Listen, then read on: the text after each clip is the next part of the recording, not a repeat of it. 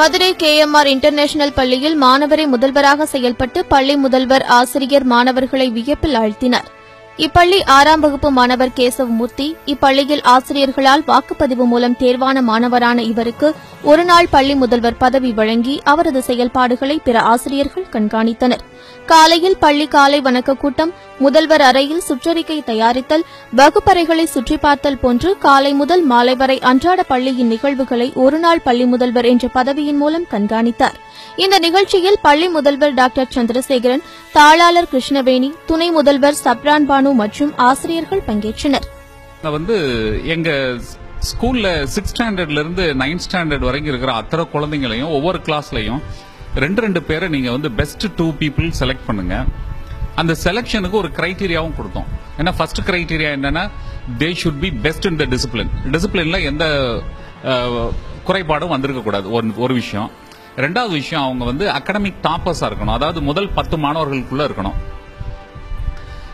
மூணாவது விஷயம் இந்த டீச்சர்ஸ் எல்லாருமே சேர்ந்து இத்தனை பேரையும் சப்போர்ட் பண்ணணும். அதனால இவ்வளவும் செலக்ட் பண்ணிட்டு ஸ்கூலுக்காக வெளியே அவங்க எவ்வளவு ப்ரோக்ராம் பண்ணிருக்காங்க, எவ்வளவு வெற்றியான விஷயங்களை வெளியே போய் கொண்டு வந்திருக்காங்க, அதுக்கும் இதற்கெல்லாம் தனித்தனியா மார்க் போட்டு அந்த மார்க் பேசிஸ்ல டாப் 3 people செலக்ட் பண்ணோம்.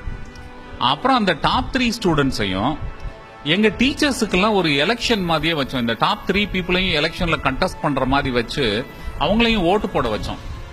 அவங்க எல்லாரும் ஓட்டு போட்டு தான் இந்த மாணவரை செலக்ட் பண்ணாங்க.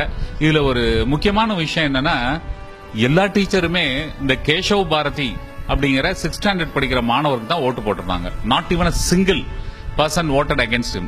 தேர்வு எழுதிட்டு இருக்கவங்க மாணவரை பார்க்க சொன்னாங்க. என்னோட பெரியவங்க அங்க எழுதிட்டு இருக்கும்போது கூட அவங்க எனக்கு மரியாதை கொடுத்தாங்க. அது ஒரு வித்தியாசமான அனுபவம். IIT கிளாஸஸ்ல ஒவ்வொரு வாரத்தோட சண்டேலையும் கிளாஸஸ் இருக்கு. அது அவங்கள நெருக்கக்கூடியதா இருக்கலாம், பட் அது இல்லை, அது சரிதான். ஒவ்வொரு சண்டே மட்டும் இல்லை, ஒவ்வொரு சாட்டர்டே சண்டேவும் IIT கிளாஸஸ் வைக்கணும்னு நினைப்பேன்.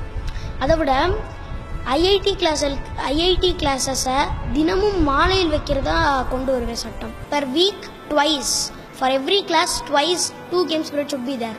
This is what the rule I would bring if I want to bring it. உன்னை மேற்கொள், அதற்காக உன் மனதை நீ புரிந்து கொள். உன் மனதை நீ புரிந்து கொண்டால் மட்டுமே உன்னால் சாதிக்க முடியும்.